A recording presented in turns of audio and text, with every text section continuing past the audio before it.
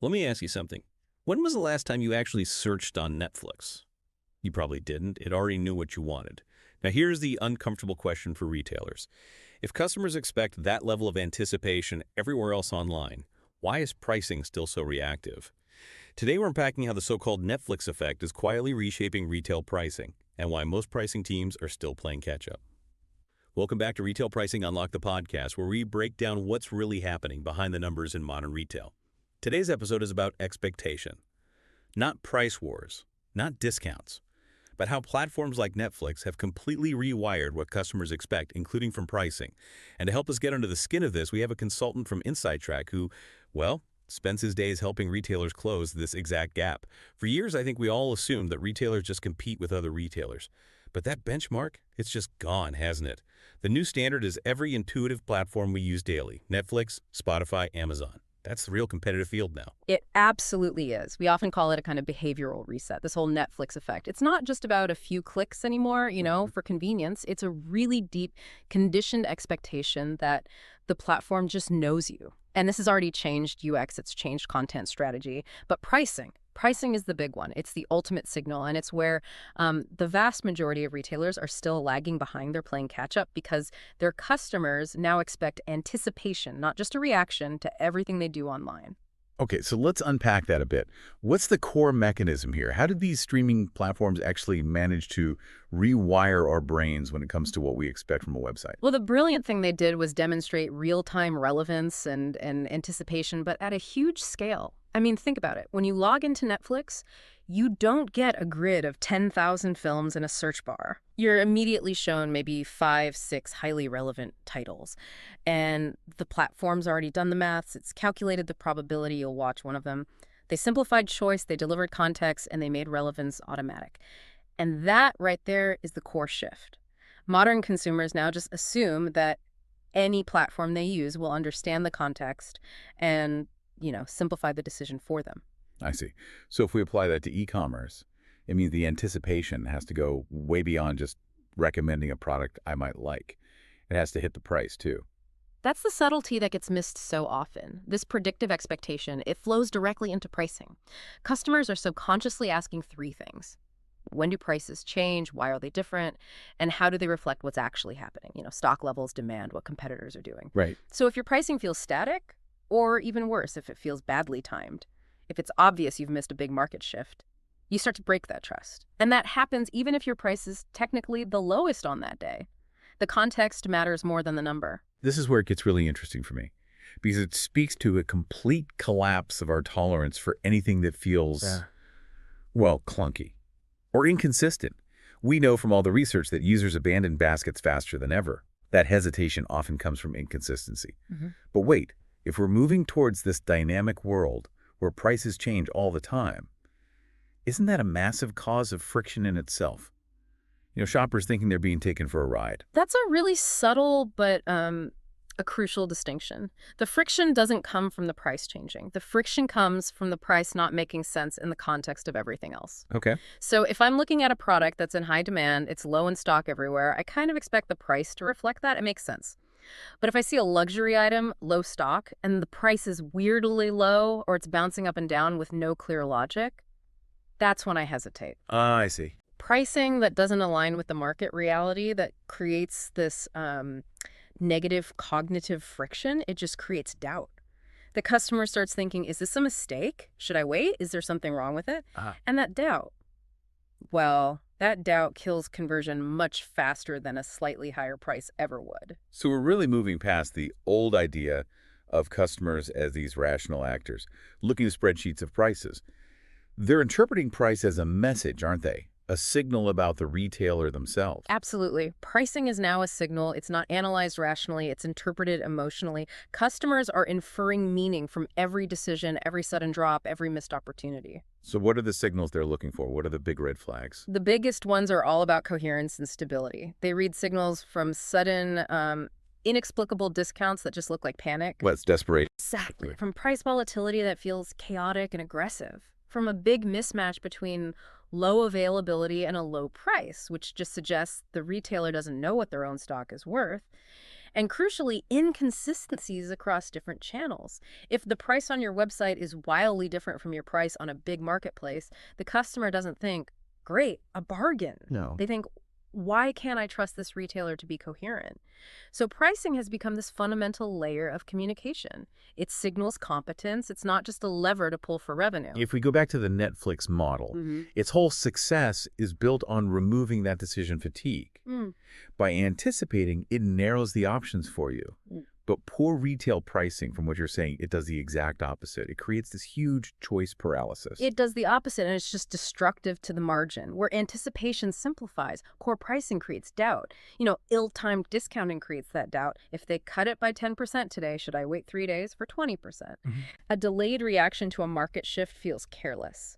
And aggressive, non-strategic matching just erodes your own brand's credibility. Customers hesitate not just because the price is high, but because it doesn't make sense in the wider market context. Which brings us to what I always think of as the retail investment paradox. Retailers are pouring millions into AI, into personalization recommendation engines, all to make the customer feel understood. But the pricing engine is still so often a spreadsheet that's reviewed weekly. It's totally disconnected from real-time stock levels or competitor promotions. And what's fascinating now is that paradox is actually visible to the customer. You've got all this heavy investment in the front-end experience, but the pricing logic is still manual or semi-automated. Maybe you're relying on data that's 24 hours old. And the result is this severe incoherence. You get a hyper-personalized recommendation, but it's paired with a completely uncontextualized price. It just destroys the whole illusion of intelligence. Can you give us a concrete example of that, where that coherence fails? Sure. Let's say you're a luxury clothing retailer. Your AI knows a customer likes certain designer shoes. It knows their size. It knows they've been looking at a limited edition handbag. The system is perfectly personalized. Okay. But if your system fails to see, in real time, that a big department store across town just put that exact same handbag on clearance because they need to shift stock, then your carefully presented full price just looks absurd. The system knows who the customer is, but it doesn't know what the market is doing to that customer right now. Right. So the system looks stupid, even when it's trying to be smart. That mixed message, that incoherence, that's what damages trust more than a high price. Precisely. And this whole effect is just amplified by marketplaces. Yes, let's talk about the marketplace effect. Platforms like Amazon are completely unforgiving, aren't they? They demand a level of real-time intelligence that's, well, it's quiet, but it's lethal. Marketplaces are the ultimate test for anticipation. They use competitiveness, stock reliability, pricing cadence, all to dictate your visibility, your ranking, and crucially, the buy box logic. Which is basically the algorithm that decides who gets the sale. It is. So if you're operating on these platforms, you are in a continuous algorithmic negotiation.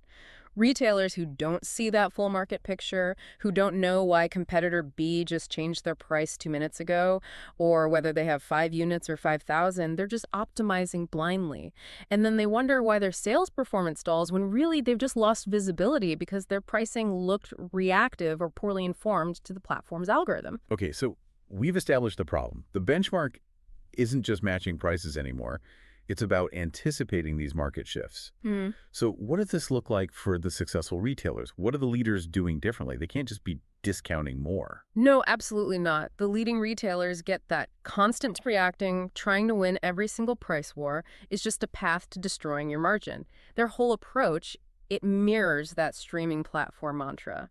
Anticipate, adapt, but make sure your actions are never chaotic. Tell us a bit more about the mechanics of that anticipate, adapt approach. What are the key decisions they're making that others are missing? It's all about having the real-time context to make strategic, non-emotional decisions. So, for instance, a reactive retailer sees a price drop and matches it instantly. Right. Knee-jerk reaction. Exactly. A strategic retailer first checks why it happened.